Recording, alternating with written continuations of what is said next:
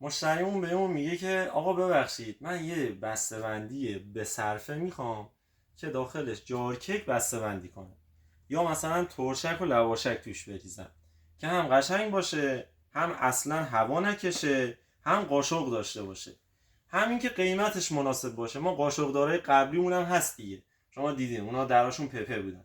حالا این قاشقدار جدید است، ما یه کاری که کردیم این قاشقدار جدید زدیم با قاشق حالا قرمز سفید بیرنگ فرقی نمیکنه.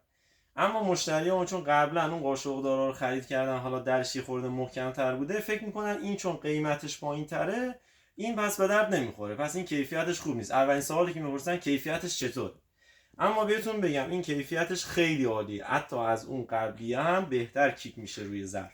حالا نگاه کن در رو که کامل میبندیم دیگه اصلا هوا نمیکشه. من بیارم نزدیک قشنگ شما ببین.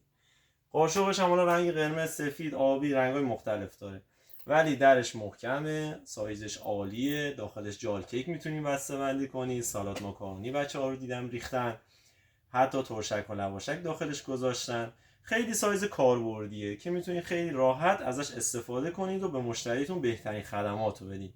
از لحاظ کیفیتش هم ما ضمانت میکنیم چیزی که ما اینجا انجام دادیم بدون هیچ عیب و ایرادی تحویل شما میشه. بدرود.